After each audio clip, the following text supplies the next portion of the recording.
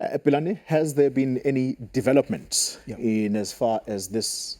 tax imposition that the president spoke about? Well, in October last year, in his economic recovery plan, he announced that there will be a tax, but did not announce how much the tax would be. And we are told by some experts in the chrome industry that that tax would be should be a minimum of around 40% on raw ore that is exported outside the country, and that would force the countries that import the raw ore to actually exhaust all beneficiation processes in the country, meaning the smelters that have been closing shop for the last 2 or 3 years would then be reignited. But the problem with the smelters in itself, the reason why they closed shop was because there is high tariffs of electricity, of which they use quite a lot of, and as well as the fact that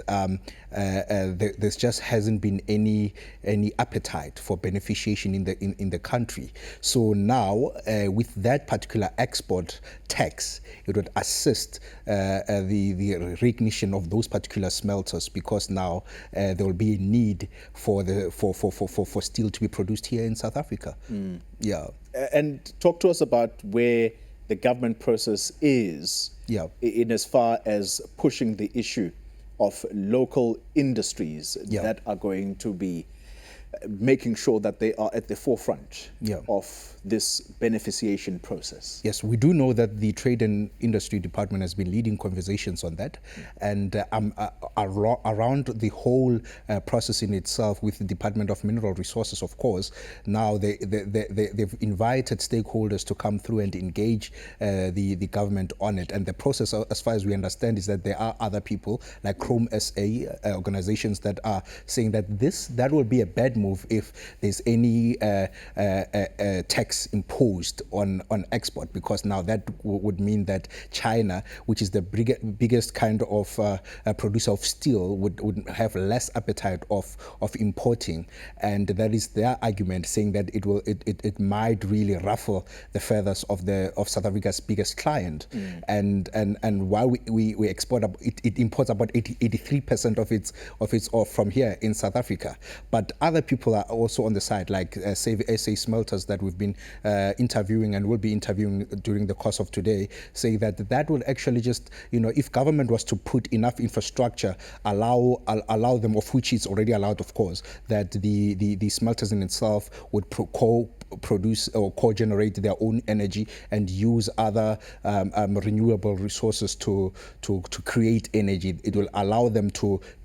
heat the steam itself, and the energy, some of it could be fed back into the grid, and that will assist Eskom very widely. But there is something called a rural levy that Eskom is imposing on smelters, and that is quite expensive, and they tell us that if Eskom was to look at the way they operate, they too could also be able to be in a position to